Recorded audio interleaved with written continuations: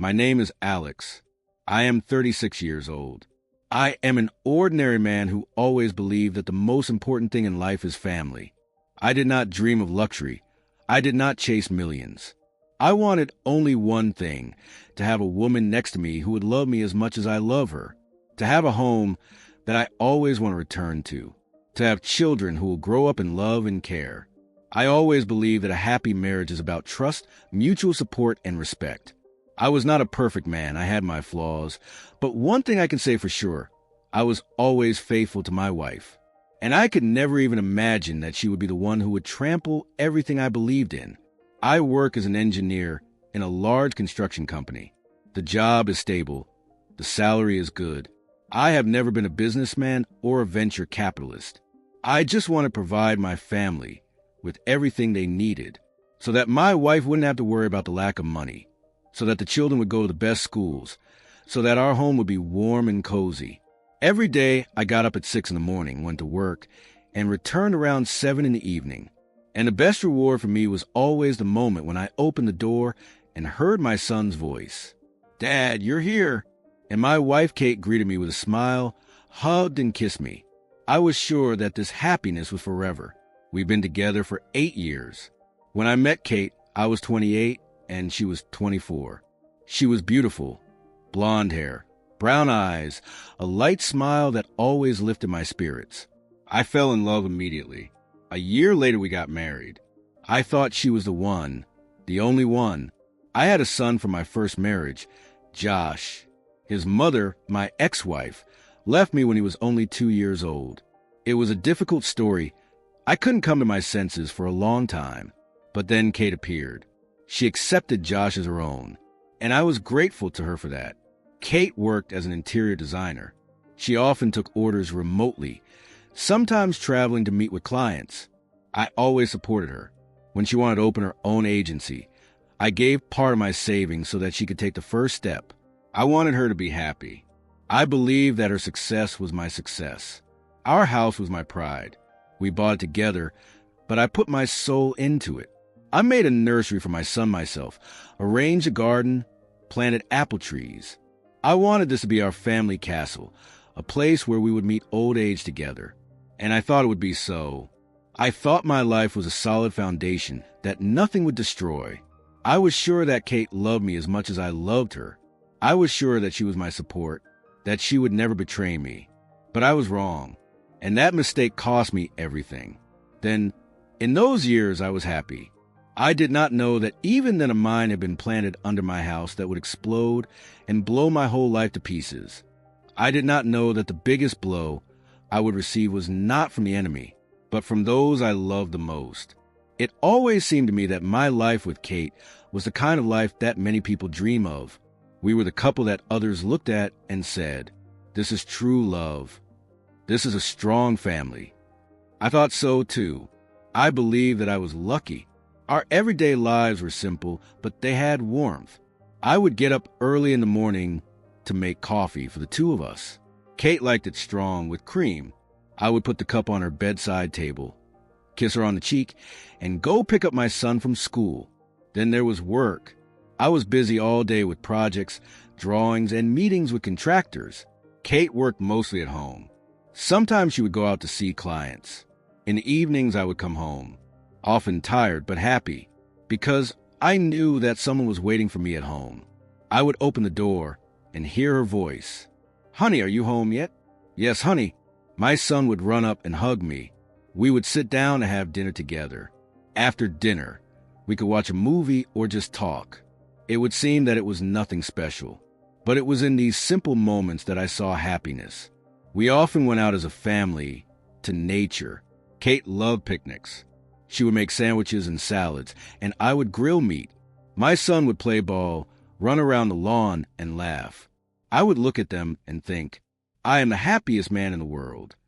We would go on vacation, sometimes to the seaside, sometimes just out of town.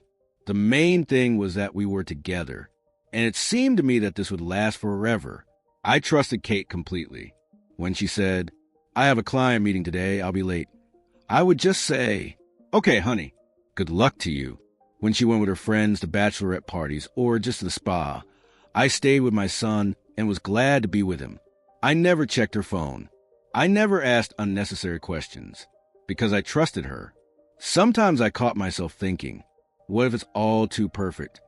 But I immediately pushed these thoughts away because it can't be that a woman who says she loves you, who looks at you with such warm eyes, could be lying. My friend sometimes joked, Alex, you're blind.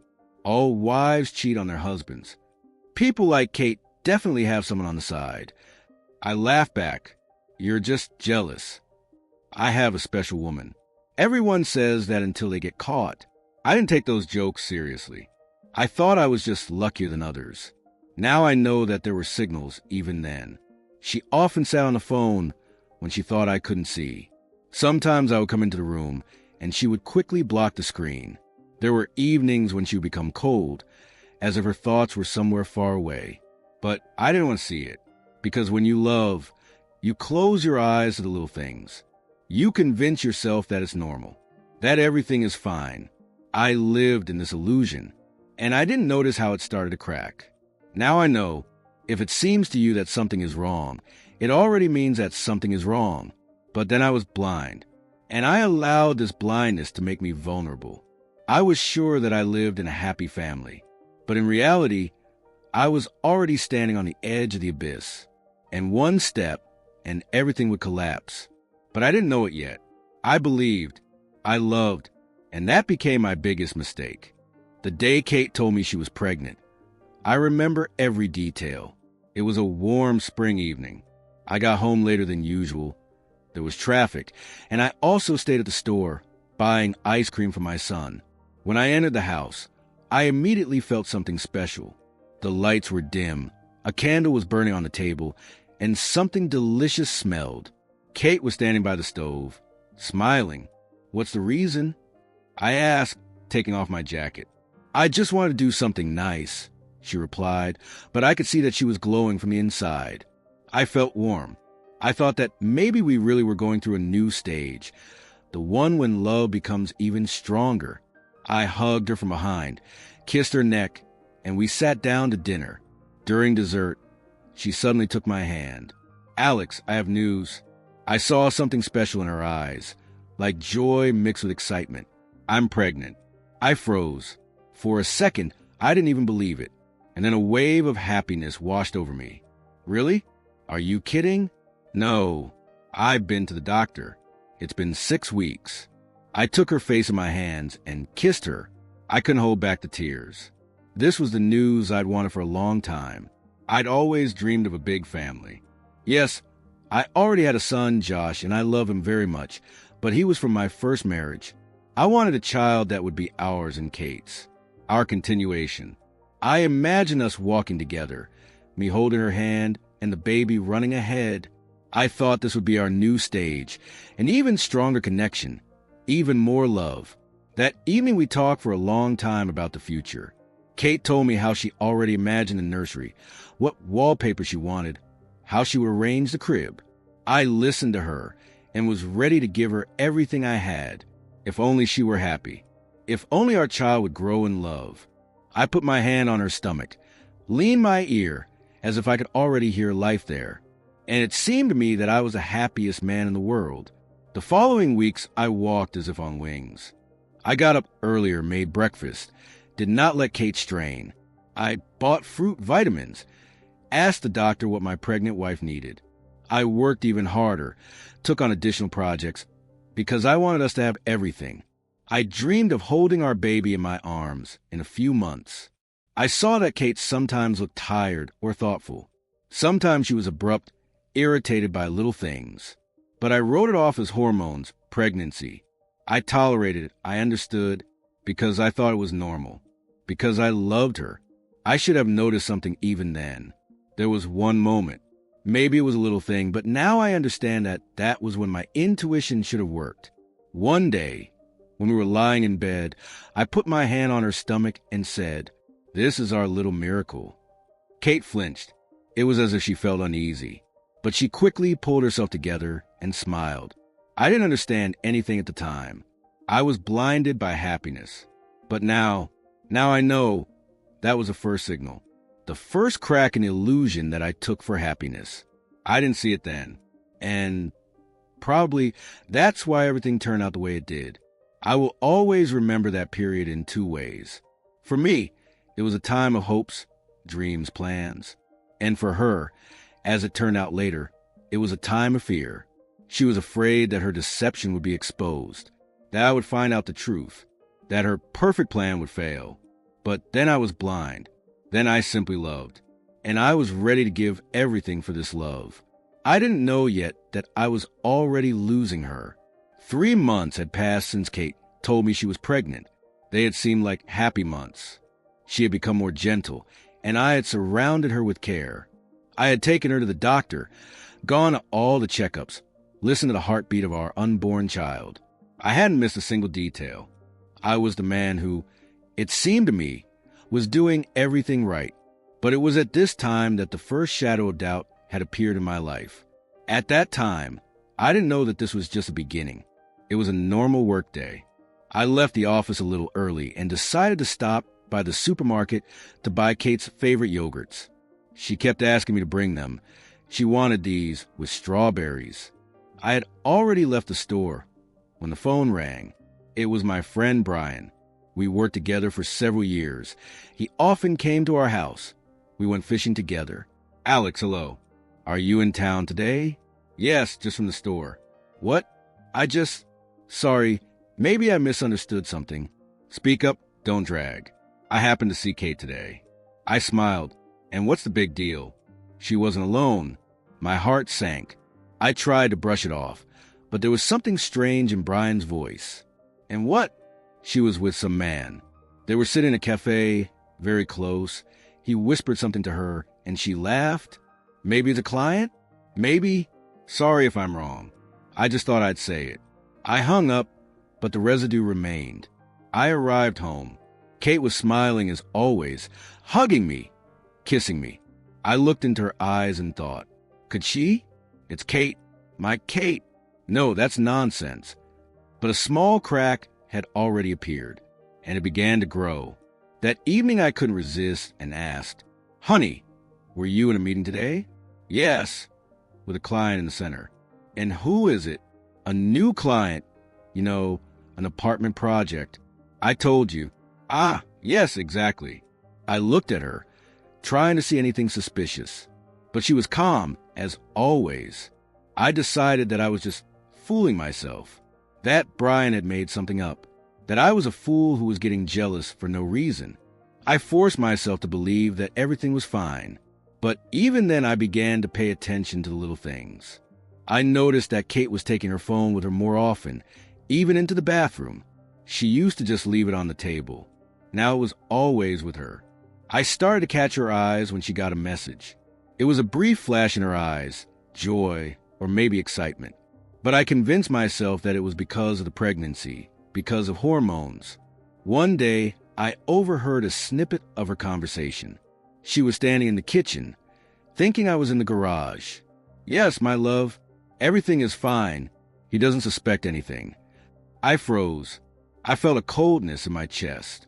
I took a few steps, and she immediately changed her tone. Yes, of course, I'll send the drawing tomorrow. See you later. I went out, pretending not to hear. But those words, he doesn't suspect anything, echoed in my head. I didn't know what to do. I couldn't believe that Kate, who was carrying our child, could be cheating on me. It seemed absurd. I told my friend about it, but I didn't tell her that I had overheard the conversation. I just hinted that sometimes I thought Kate had changed. Alex, you're just paranoid, Brian said.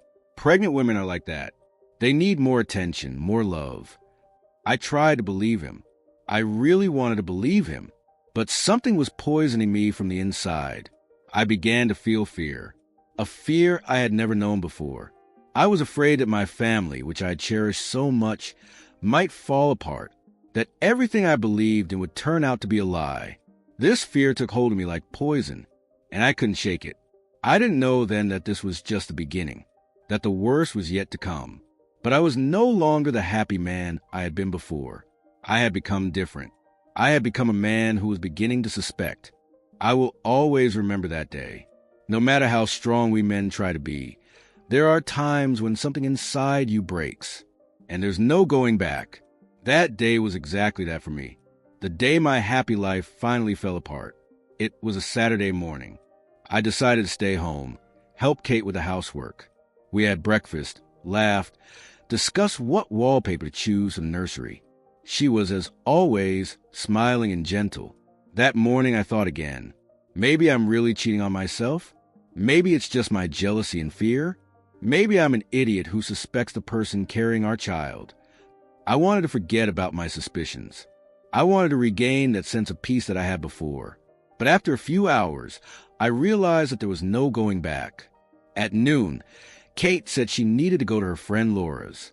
She's pregnant. She's sick. She asked me to help. Sure, go. I said, even though I felt the same unpleasant chill in my chest.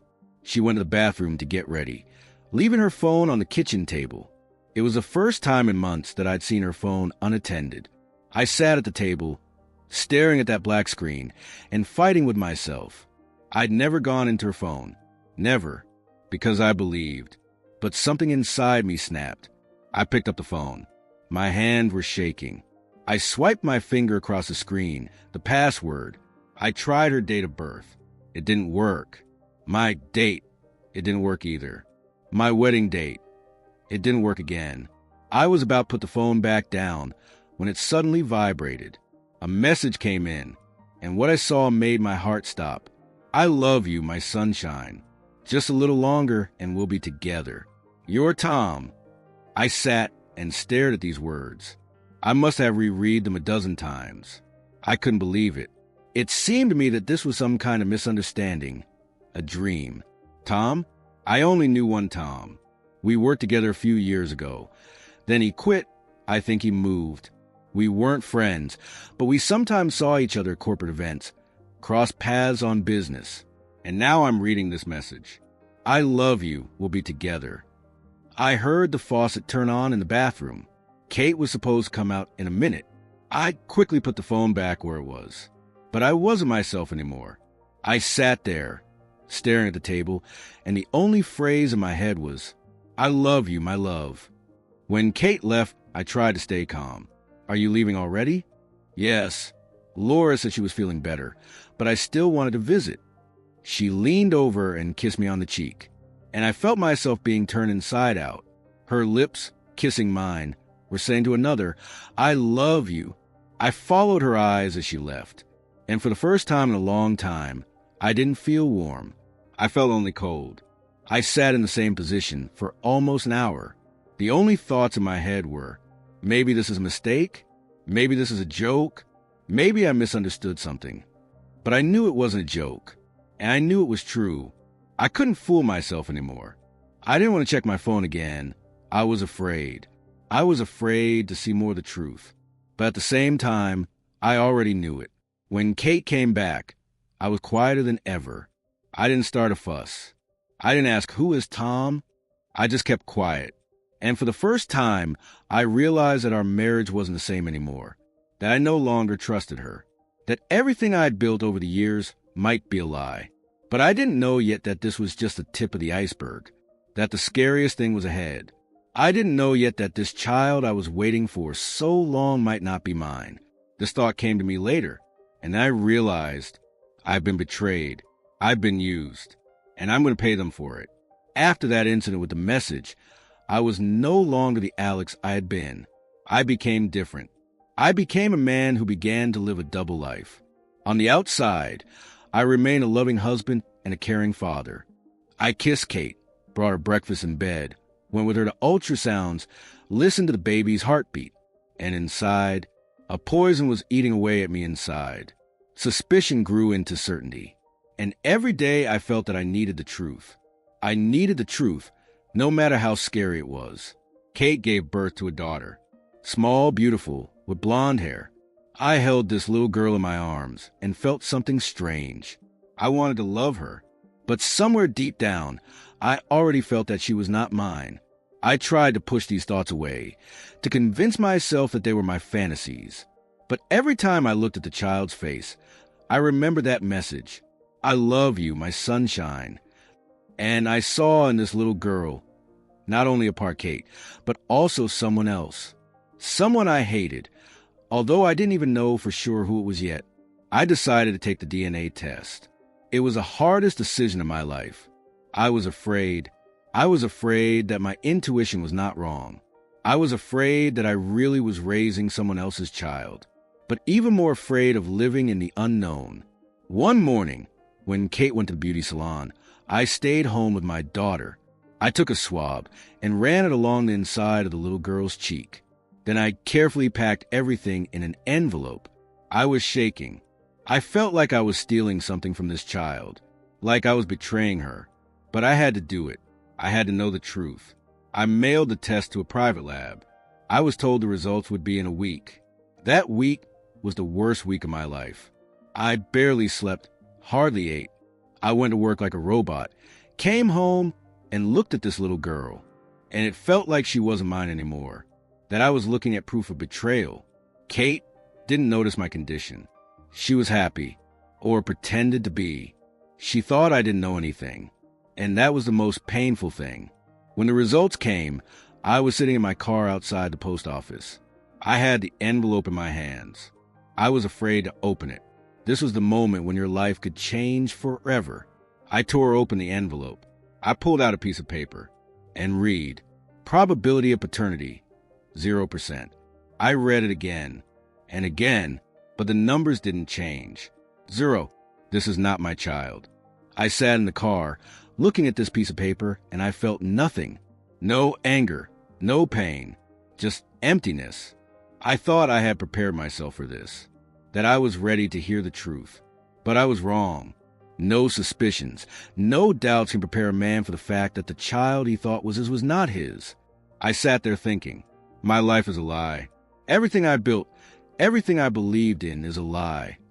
I wanted to go home and scream. You betrayed me. I wanted to show her this piece of paper, kick her out of the house, forget her forever. But I didn't. I arrived home. She greeted me with a smile.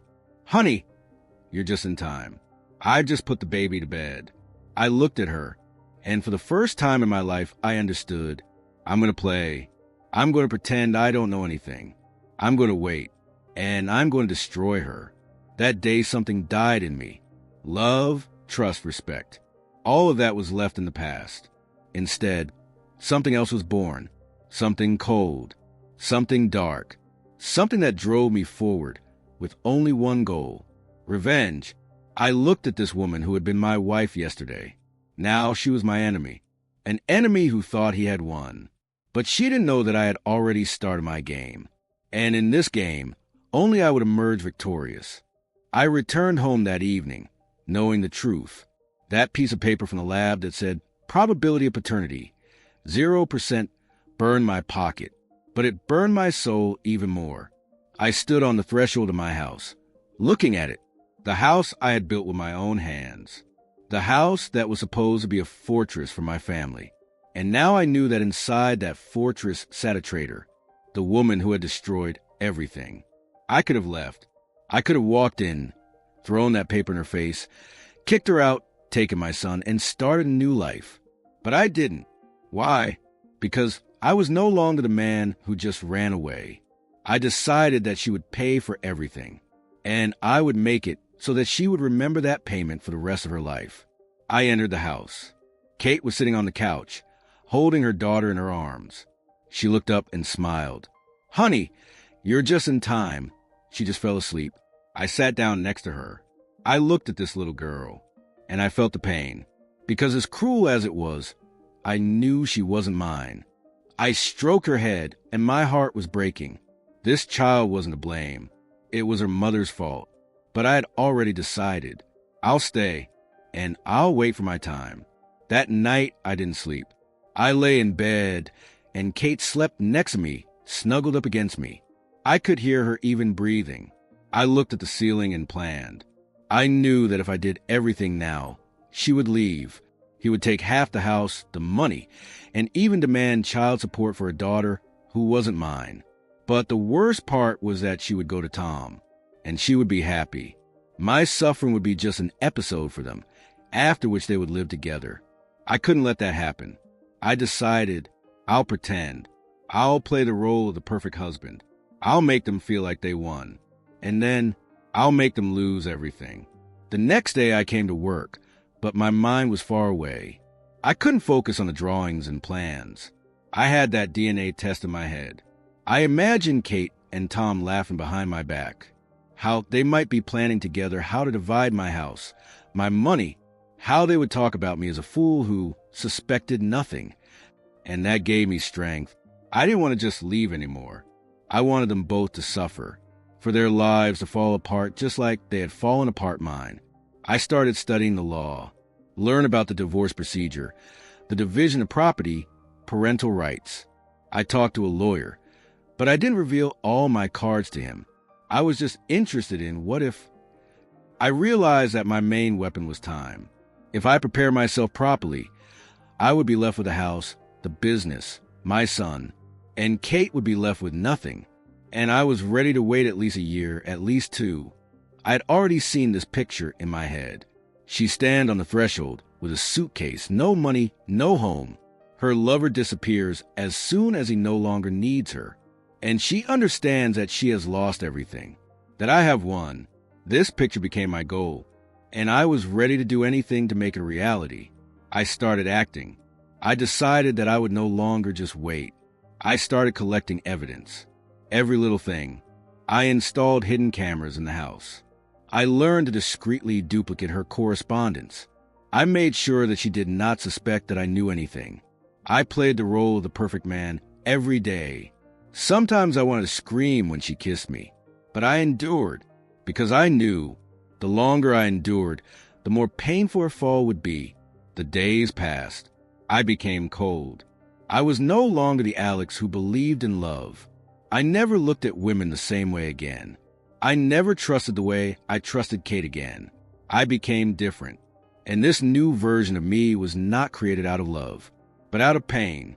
And this version of me was ready for the most brutal revenge. I stayed. I didn't leave. And now their fate was in my hands. And I had already decided what I would do when my time came. After I decided to stay and get revenge, my life was divided into 2 parts. I lived with 2 faces. One was the Alex my wife knew, the loving, caring, reliable man. The other was the one no one saw. This Alex planned her downfall. This Alex no longer felt love, only coldness and hatred. I woke up every morning, looked at her sleeping and smiled. It was a fake smile, a mask. I played my part. I made her breakfast, kissed her on the cheek before work, asked how her daughter was doing. I held her hand when we walked in the park and listened to her talk about the children's books she was planning to buy. In those moments, I seemed like the perfect man. Sometimes I thought she believed it herself, that it never occurred to her that I knew the truth. But there were other moments. When I would come home late from work and sit in my office, I would look at my laptop screen, watch the video from the hidden cameras. I would listen to her phone conversations. I would read her messages. And I would see another Kate, the one who wrote to Tom, "I missed you so much. He doesn't suspect anything. Soon everything will be as we dreamed." I saw her leave the house, leaving my daughter with me, and go to him. I saw her go into his apartment, how she hugged him at the door. I knew she would come back and tell me. I was at Laura's. She's tired. She needs help. I would look at it and grit my teeth. Sometimes I wanted to smash my laptop, smash something against the wall. But I was no longer the Alex who acted on emotions. I was patient. I knew time is playing on my side. Living a double life is difficult. I seemed to divide myself into parts. I would come home from work, hug my wife, hold my daughter in my arms, help my son with homework. I would laugh at dinner, tell her how the day had gone, ask about her plans. But as soon as I was left alone, a wave of hatred would roll over me. I began to sleep less. I could sit up for hours at night, reviewing correspondence, thinking about how exactly I would ruin their lives. I thought through every little thing. I prepared. I collected evidence. I began to study her every move. When she went to the store, I knew how much time she needed. When she went to her friend's house, I saw her actually meeting Tom. I knew when she was texting him, even if she was sitting next to me on the couch. I learned her habits better than anyone else. I became a shadow in my own house. I was there, but I was watching. I was acting. I became an actor in a play where I had to have the final say. One evening, when we were all sitting at the table, my son telling me how they were preparing a play at school, and Kate was laughing, I suddenly caught myself thinking, what if I hadn't known? If I were the Alex I used to be, I would be happy now, but that would be a lie. I would be living a lie. And that thought strengthened me. I no longer regretted it. I no longer doubted it. I knew I'm doing the right thing. I'm going to finish this game. And when she falls to her knees, when her life falls apart like mine did, then I'll let myself let go of this pain. I become better at this game. I've learned more than just to hide my emotions. I've learned to smile when I want to scream. I've learned to say, I love you when I hate. I've become cold. I become stronger than ever.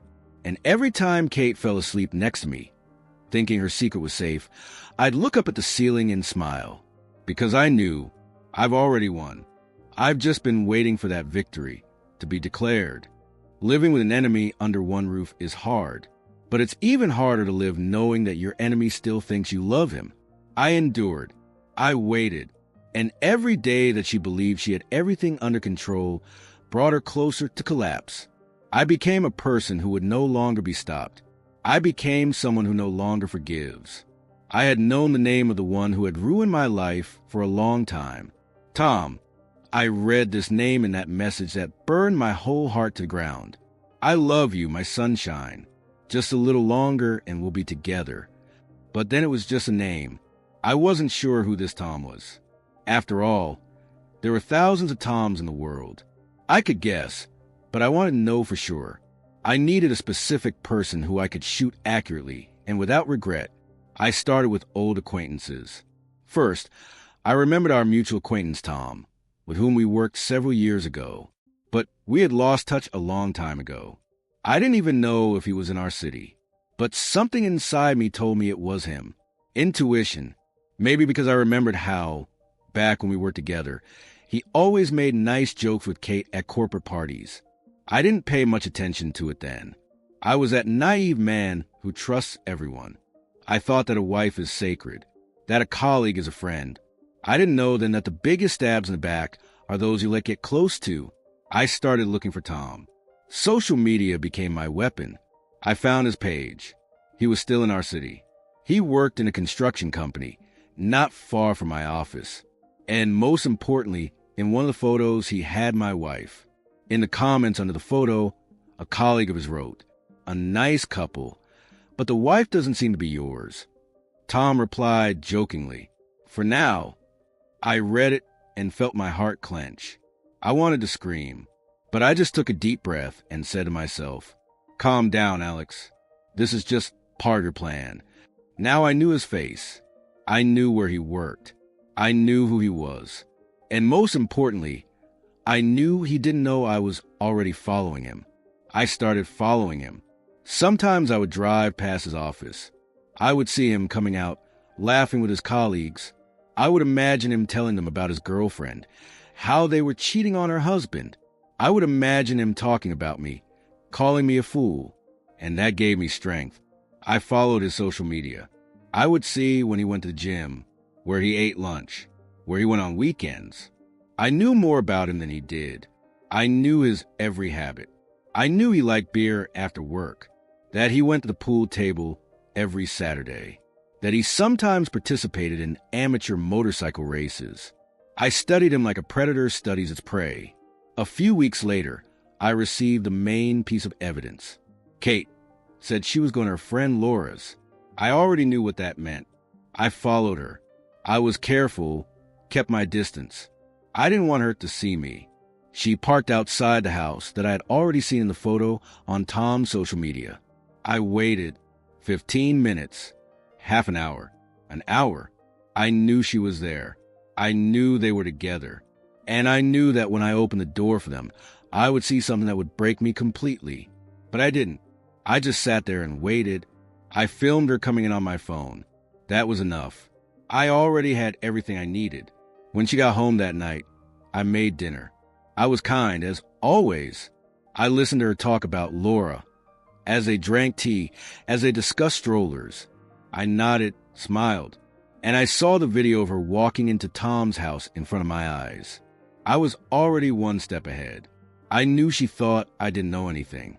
I knew Tom thought he was a winner. But neither of them understood yet that the real winner was me. And when the time comes, I will destroy their lives the way they destroyed mine. I was no longer angry. I no longer felt pain. I felt only peace. Because I knew who my enemy was. I could see his face. And I was ready to strike. Tom didn't know yet that he had already lost. And Kate didn't know. But I did. And that was the main thing. That night, when I came home with a video of Kate visiting Tom, I realized it was time to move from observation to action. I was no longer just gathering information. I was starting to build a trap that would get them both up to their necks, a trap that they would never get out of. I sat in my office, a sheet of paper in front of me. I was drawing a diagram. Yes, a diagram, like an engineer developing a new project. This project was called Revenge. I divided the plan into 3 stages. 1. Gather irrefutable evidence that would destroy her reputation and property rights. 2. Set her up so that she herself would sign a waiver of the house and finances. 3. Deliver the final blow publicly, in front of witnesses, so that she would lose everything at once. I couldn't act emotionally. I had to be as cold as glass. And I became that way. The next morning I went to see a lawyer. Robert, my old acquaintance, was someone I trusted. Not everything, of course. I didn't tell him about the betrayal. I said there were some family difficulties, and I wanted to protect my assets. Robert, let's imagine that I want the house to remain entirely my own. What I need to do, it's simple. If my wife voluntarily signs a waiver of her share, the house will remain yours alone. And what if I want all the accounts to be controlled by me alone? She has to sign a consent to this too. And also, if I find out about the betrayal, will it help me in court? Oh, and also how? Especially if there is evidence. The court always sides with the one who has such facts. I nodded. Now I had a clear understanding of the legal side. Robert didn't suspect anything. For him, it was a typical consultation. The next step was to continue gathering evidence. I realized that one video of her going into Tom's apartment wouldn't be enough. I needed their conversations, their confessions. I wanted them to tell me everything themselves. I wanted those words recorded by me. I bought a small voice recorder with a remote activated function. I hid it in Kate's bag, which she always carried with her. The voice recorder was so small that it was practically impossible to find. I set it to turn on when I gave a signal from my phone. The next time she said she was going to her friends, I simply turned on the recording. I sat at home and listened to her lie to me again. He believes me like a fool. Just a little more and we'll be together. Tom. He doesn't know it's your child. I heard that bastard's voice. For the first time, I heard him say, Kate, I want to live with you. We'll take this house and he'll be left with nothing. I know, darling. I'll do anything. I wrote it down. Every word. I listened to it with my fists clenched. I was shaking, but I held on because I knew it was another nail in their coffin. I installed more cameras in the house. Now I could see every call they made. I screen taped her text messages when she left her phone unattended. I learned even more than I wanted to. I learned that they had started dating a year and a half ago. That on our last wedding anniversary, when I gave her the ring, she went to Tom's in the evening. I found out that she had cheated on me in my own house while I was away on a business trip. It was the same house I had built with my own hands. This knowledge no longer hurt me. I had turned into stone. I was no longer a victim. I was the one assembling the weapons for the final shot. A month later, I had everything I needed. Phone recordings, videos of her coming to his place, photos of correspondence where they were planning to take the house from me, and most importantly, a recording of her words that the child was Tom's. This was my arsenal. These were the bullets I would fire when my time came. But I knew that wasn't enough. I wanted her to sign the documents herself. I wanted her to give up everything with her own hands. And I began to prepare the ground for this. I became an even better actor. I gave her a bracelet, told her I loved her. I talked about our future, about new plans. I made her believe that I knew nothing, that she had already won, that she had almost taken everything. But in reality, she was already trapped. And I stood there with my finger on the trigger. She had only one last step to take, and I would wait for that step. That evening, as we sat at the table and she smiled at me, holding our daughter in her arms, I said to myself, just a little more, a few more weeks, and I will destroy you, and you won't even understand how it happened. I no longer doubted. I had already won. I was just waiting for the moment to show them this victory. Despite all the hatred I felt for Kate and Tom, there was something that tore me apart even more. My daughter. The girl I already knew wasn't my biological child. The one who had become a living reminder of betrayal and deceit. But every day I grew more attached to her. I remember the first time I held her in my arms in the hospital. She was so small, so defenseless. Her hand squeezed my finger. I didn't know the truth then. I thought she was an extension of me, a part of me. I cried with happiness then. Now that I knew the truth, those memories didn't go away. I looked at her and saw more than just the aftermath of betrayal. I saw a child who was innocent of anything. She didn't choose her father. She didn't ask to be born into a lie. She just was, and I felt love for her. Real, pure, and that was the hardest thing. Every morning I would go into her room and see her wake up, open her little eyes, reach for me with her little hands. Dad, this word pierced me through and through. I would pick her up, throw her up. She would laugh. And in those moments, I would forget everything. About the deception, about the plans for revenge. I was simply her father. But then I remembered that she wasn't mine. And it cut through my heart like a blade. Sometimes I would sit by her crib when she fell asleep. I would watch her sleep, how she sniffed. I would touch her little hand and think, I can't leave her. I knew that when this was all over, when I kicked Kate out the door, that child would go with her. I wouldn't be able to see those eyes every day anymore. I wouldn't hear that "Daddy" anymore. That thought was more painful than anything else. One night, as I was putting her to bed, she put her arms around my neck and whispered, "Daddy, I love you." My heart sank. I almost cried. I held her close and said, "I love you too, baby." It was the first time I'd called her that since the DNA results. I hadn't meant to say it, but I couldn't help it. I knew I loved her like my own. I knew it wasn't her fault that her mother was a liar, that her real father was a freak. I knew she was a part of my life, no matter what. These feelings made my game even more difficult. I no longer planned to just throw them both out on the street. I wanted to keep this child for myself. I started consulting with a lawyer, but now I was asking specifically, what if I prove that my wife cheated on me and the child is not mine? Well, in that case, the chances that the court will keep the child with you are slim. And if I prove that the mother leads an immoral lifestyle, that she cheated on her husband, planned financial fraud, then there is an option. The court could decide that the child stay with the mother carries risks. I need evidence, right? Yes. The more evidence, the better. I already had this evidence. I was gathering it in order to destroy Kate.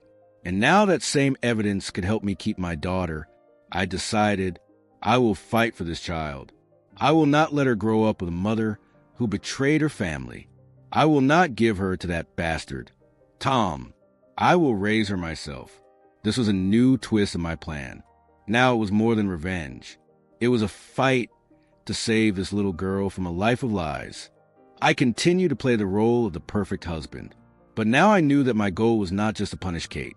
I had to keep this child with me. I looked at her every night and told myself, I will not let them take you. You will be with me. I will do anything for you. And that gave me strength. I no longer hesitated. I no longer doubted. I was no longer fighting just for myself. I was fighting for her. I felt confident. My plan was moving as I had planned. I had the evidence. I had all the information. I knew every move Kate and Tom were making. I was several moves ahead. But even the most perfect plan could be jeopardized by one small thing. I learned this the hard way. That day began as usual. I kissed Kate in the morning, made her breakfast, and dropped my son off at school. I looked calm, but inside I was always tense. I had learned to live like this, with constant tension that had become a part of me. But that day I made a mistake. I came home a little earlier than usual that evening. Kate was home. I went into my office to check the video footage on the cameras, as I did every day. I had already watched her texting Tom during the day, laughing, sending him photos of her daughter, signing them, our little princess. It hurt, but I was used to the pain. I closed my laptop and went into the kitchen, and that's when it happened. Kate was standing by the sink, and her phone was on the table. It was blinking, and I saw a message appear on the screen. "I love you, honey." I quickly looked away so she wouldn't notice what I saw, but she noticed it. Her gaze became tense, her hands froze. "Did something happen?" I asked, trying to look casual. "No, just a client writing nonsense." She smiled nervously. I pretended to believe it, but I could already feel that she was beginning to suspect. That was the first sign that my mask was cracked. The next morning, I realized there was something more serious going on. When I opened my laptop again to watch the video, I saw a black screen. The hallway camera was off. I quickly checked the others. The living room camera wasn't working either. The kitchen camera wasn't either. My insides went cold. I rushed to the hidden devices. They were broken. Someone had discovered them, and I knew who. I went to Kate.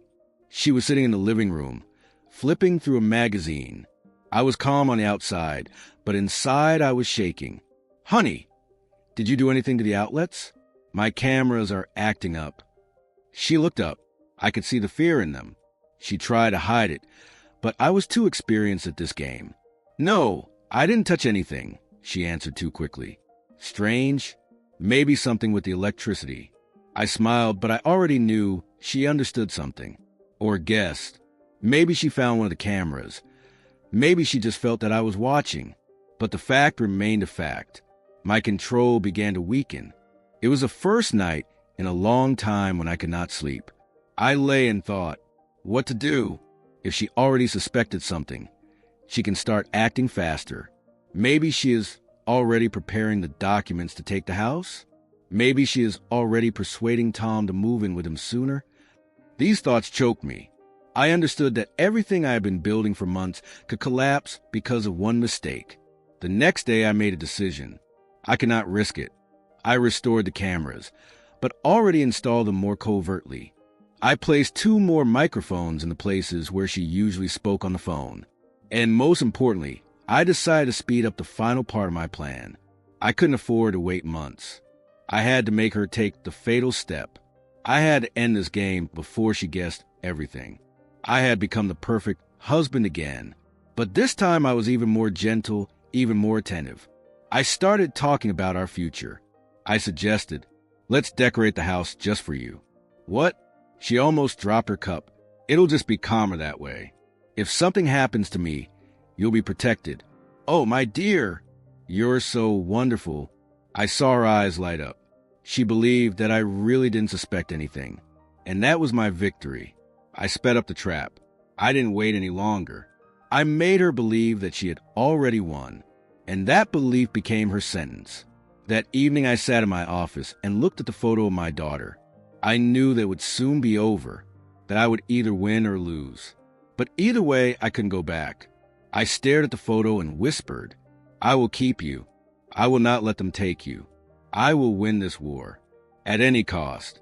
After that incident with the cameras, I understood that this was a sign. I had no room for error anymore. Time was against me. I had to finish the game, and do it in a way that would leave her no chance. My plan was simple, but at the same time sophisticated. I decided to take advantage of her greed, her desire to take everything and leave me with nothing. I knew that she already dreamed of a house, money, a new life with Tom. She already saw herself as a winner. I decided to give her this victory. I would push her to take a step that would be fatal for her. One evening, when the children were already asleep, we were sitting in the living room. I made myself a whiskey, poured her orange juice. Everything was perfect. Candles, soft music. I created an atmosphere of complete trust. Kate, I've been wanting to talk to you for a long time. I began. What happened? She looked wary, but I immediately dispelled her fears. On the contrary, everything is fine. I thought, we've been together for so many years. I want you to feel protected. In what sense? I thought maybe I should transfer the house to you, officially, so that everything is yours. Just in case, well, anything happens. Alex, are you serious? Her eyes sparkled. I knew she was expecting this. She played the part of surprise, but I could see that inside she was already celebrating. She was already mentally unpacking the suitcases in this house with Tom. I love you, and I want you to have everything, even if something happens to me. Alex, this is so unexpected. I don't even know what to say. Just think about it. We can go to the notary tomorrow. We'll get everything done. You won't have to pay anything. It's that simple. She nodded. I could see her hands shaking, not from excitement, but from greed. That night, I went to bed feeling like I had her trapped. I gave her exactly what she wanted. I set the bait, and she took the bait. The next morning, she was the first to start this conversation. Honey, I was wondering, are you sure about the house? Yes, honey, I want it all to be yours. Well, then, maybe we could actually get it done today. Great, I'll arrange it with the notary. I left the room and smiled. She herself had sped up my plan. I didn't expect it to be so easy. I contacted my lawyer, Robert. I told him I wanted to draw up the transfer of property, but it wasn't just any documents. I had him prepare a contract that legally looked like a gift of the house to my wife, but had hidden clauses. Kate signed a waiver of any claims to other property and bills in the event of divorce. In effect, she kept the house, but lost everything else. But the house wasn't really hers either. The document had a stipulation. If the fact of adultery was proven, the house would be returned to me. Robert was a master at his craft. He made it look like a typical agreement, but to a lawyer, every word mattered. I was getting the absolute advantage. That day we got in the car and drove to the notary. Kate was happy. I was calm. I could see myself showing her these documents and evidence of the infidelity in a few weeks. How she finds out she signed her own sentence. We went into the office. Robert had everything ready. Kate didn't even read it. She signed, smiling. The house is yours now, my love, I said, kissing her on the cheek. Thank you, my love. You're the best man. She was sure she had won. She could already see how she would soon kick me out of this house with the children. But I saw a different picture. I saw her standing on the same threshold with her suitcase, broken and humiliated. How her lover abandoned her because she had nothing left. I saw me holding my daughter in my arms, and she realized that she had lost everything. And this picture gave me strength. We returned home. I opened the champagne. We had marked a new stage in life. I smiled, but there was no alcohol in my glass. There was my victory in my glass, coming closer every day, every minute. That night I sat in my office and looked at the papers. She signed them. She handed me all the cards herself. She signed her own downfall. I won. I had already won. All I had to do was take one last shot. I closed the papers and whispered softly, Soon, Kate. Very soon you will learn what it means to lose everything. I had imagined this moment many times. The day she would sign the papers that would destroy her life with her own hands. But when it happened, I felt something unexpected, not triumph, but emptiness. I sat at my desk in my office, holding these documents. Kate was already asleep in the next room, thinking that everything was hers now. She was sure that she had taken a step towards her new life with Tom. She did not know that she had signed her own sentence. I went over each point again. Robert, my lawyer, had done a perfect job. In the event of infidelity or attempted fraud, the property becomes the property of the husband. The wife voluntarily gives up any claims to other property, accounts, businesses, and vehicles. In the event of a divorce, all financial assets remain with the husband. 3 pages of dry legal text. But to me, it was a death sentence for Kate. Now she had no chance. I remember sitting in the notary's office. Kate was smiling. She was sure that I was a fool, that she had me in her hands, that the house was hers now, that she would soon kick me out and Tom would move in. Signature here, and here, and here, the notary said. I watched her hand sign. The ink was drying, but these signatures had already decided her fate. I even helped her hold her daughter so that she would be more comfortable. I looked like the perfect husband, an exemplary family man, but I was already holding the knife in my hands with which I planned to cut her throat. After we left the notary's office, Kate literally glowed. In the car, she took my hand. You are so wonderful. I love you. I love you too. I answered, and my voice did not tremble. I had already learned to lie as skillfully as she did. That same evening, she wrote to Tom. I saw it on the cameras. Everything is ready. The house is now ours. He doesn't even know it. Wonderful. Sunshine. Just a little more, and we will be together. I read these messages, sipping whiskey in my office. I smiled. Their confidence was my best weapon. In the following days, I was as attentive as possible. I could not afford any mistakes. I understood that she could start acting. She could speed up the process, file for divorce, or take other legal steps. But Kate was too self-confident. She thought she had already won, that I was a weak, perfect family man who would never go to war, that I had given her everything. And this self-confidence of hers saved me. I knew that as soon as she made the first move, I would strike back. A few days later, she said to me, "Honey, I was thinking, maybe we should renovate the bedroom? Now that the house is officially ours, I want to update everything." "Of course, honey. Whatever you say." This was further proof that she believed. She thought she had already won. I allowed her to think that way. I gave her a sense of peace. But I could already see her standing on the edge of a cliff, and I was ready to push her. I knew that the finale was near. I had the documents. I had the records of her confessions. I had evidence of betrayal. I already held her life in my hands. I was no longer in a hurry. I was savoring this moment, because I knew that when the time came, I would take everything from her, and then she would understand what it meant to lose, just as I had to understand it. I sat in my office and looked at these signed papers. I held them in my hands like weapons, and I knew this paper is stronger than any knife. This paper will cause her pain that she did not expect. I will not just throw her out. I will leave her with nothing. I will make her understand. She has lost. I raised my glass. "To our family, Kate. To us, my dear," she said in response, not knowing that she was raising a glass to her own destruction. I had been preparing for this day for a long time. I knew it would come. I had imagined it in my head 100 times. But when this day came, the reality turned out to be even sweeter than my fantasies. It was the finale.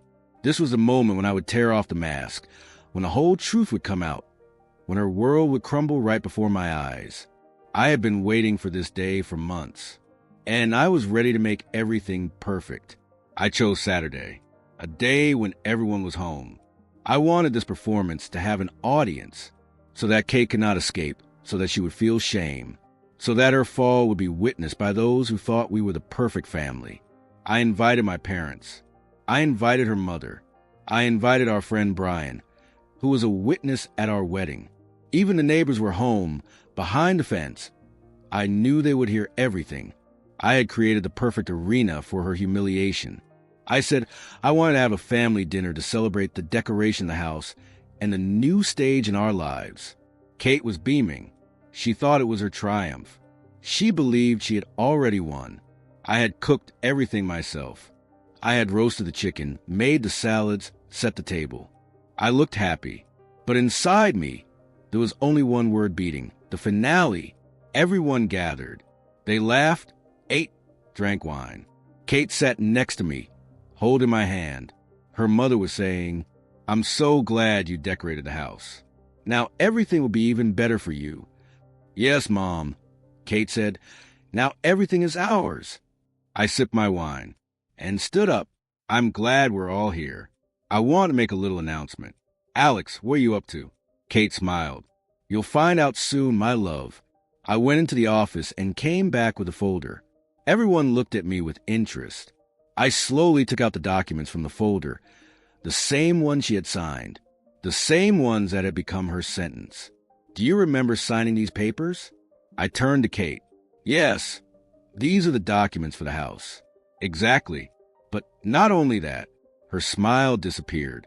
She felt something wrong. I want you to read these points. I showed her specific places. She took the documents, her hands shaking. I saw her face change, her eyes run over the lines. I saw fear, panic, the realization that she had lost. What is this? Her voice trembled. This is your signed confession that if you cheat, you will lose the house and all rights to property. But, you signed this, Kate, voluntarily, in front of a notary, in front of witnesses. The room fell silent. I saw the parents looking at each other. Kate's mother had already turned pale. I heard Brian say quietly, "What's going on here?" I took out my phone and turned on the recording. Kate's voice. He doesn't suspect anything. Tom's child. Just a little longer and we'll be together. I turned on the next recording. Tom, I want to move in with you already. We'll take the house and he'll be left with nothing. Kate. Yes, my love. I'll do anything. Kate covered her face with her hands. Everyone was shocked. Her mother said quietly, "God, Kate, is that true?" She was silent. I paused. I wanted this silence to penetrate her to the bone. I looked at her and said, "You thought you were smarter than me. You thought I wouldn't understand anything. But you forgot who you contacted. I endured, I waited, and now you've lost everything. The house is mine. The money is mine. The children will stay with me. And you're nobody." Kate began to cry. "Alex, please, what did you? Loved me?" I laughed. Was it a mistake? A mistake? A year and a half with Tom was a mistake. I was stupid. I moved closer. He leaned over and said quietly, "You made the biggest mistake of all, thinking I was weak. I destroyed you, Kate. And now you're going to live with it for the rest of your life." She ran out of the house. I knew she was going to Tom, but I had already called his wife the day before. I told her everything. I sent her the notes. Tom was already packing his things. His family was falling apart. He had no time for Kate. That night, she was left alone, on the street, without a home, without money, without a lover, without a future. I stood on the threshold of my house. I held my daughter in my arms, who was already asleep. My son was sitting next to me. I knew I had won. This wasn't just revenge. This was justice. I was no longer a victim. I was a survivor and a learner. I looked up at the night sky and thought, I will never let anyone ruin my life again. I have become stronger, and now I will be happy. Without her, I stood by the door, watching Kate leave our yard. She walked slowly, staggering, as if she had been struck. Actually, that was a blow, but not a physical one. It was a blow that had ruined her life. I didn't shout after her. I didn't go out to say the last word. I just stood there and watched her go, and that was enough. I saw her hide her face, so the neighbors wouldn't recognize her. I knew they had already figured it out. News travels faster than the wind in places like this. I saw the door next door open, old Mrs. Johnson peek out, and whisper to her husband. Everyone knew, and that was part of my revenge. I closed the door. The house was silent. The guests had already left. My parents shook my hand silently. Kate's mother was crying and begging for a place to stay, but I said it wasn't my problem. I wasn't a good son-in-law anymore. Brian, a friend who had known me for years, just said, "I didn't know she was like this. You held on." I smiled. Yes, I did. And I won. It was just me and the kids left in the house. I went to their rooms. My daughter was sleeping, hugging her teddy bear. I looked at her and knew she wasn't my blood, but she was mine. I raised her. I loved her. My son was sleeping too. I knew he had heard everything. I knew it would leave a scar on his heart, But I decided we could handle it. I would protect them, and I will never let anyone destroy our family again. The next few days were strange. I would wake up, and the first few seconds seemed normal. And then I remembered, Kate is gone, and I was overcome with a mixed feeling. On the one hand, it was a relief. I had rid my life of poison. I was free from lies. But there was also an emptiness. 8 years together. You can't just erase that in one day. I hated her, but I remembered how she used to be, or how I saw her in my illusions. I realized that revenge doesn't heal wounds. It brings justice. It gives back control. But it doesn't erase the pain. The pain remains. Kate called. At first, she asked me to come back. I made a mistake. We can fix everything. I was stupid. I was silent. I hung up the phone. Then her tone changed. You ruined my life. How could you do this to me? You're cruel. I didn't answer.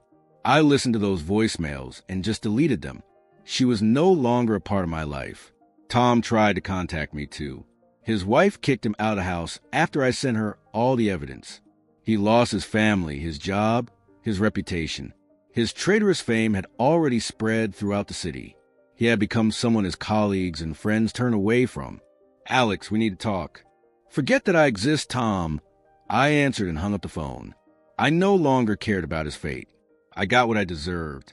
They both got what they deserved. They asked me, are you feeling better? Are you happy? I always answered, yes, I got what I wanted. And it was true. I protected my home. I protected my children. I punished those who ruined my life. But deep down I knew I would never be the same again. Betrayal leaves a mark that doesn't go away. I became stronger. I became colder. I became someone who no longer trusts. A month passed. I sat on the porch, holding a cup of coffee. The children were playing in the garden. The sun was rising over our house, a house that was now mine alone. I looked at them and thought, I have expelled the poison from my life. I have left only what is truly valuable, and I will not let anyone else take that away. This was my final victory. I was no longer a victim. I was a man who persevered. I was a survivor, and now I was starting a new life, without her, but with those I truly loved. Please subscribe to our channel Stellar Stories. We have new amazing stories coming out every day. Thank you.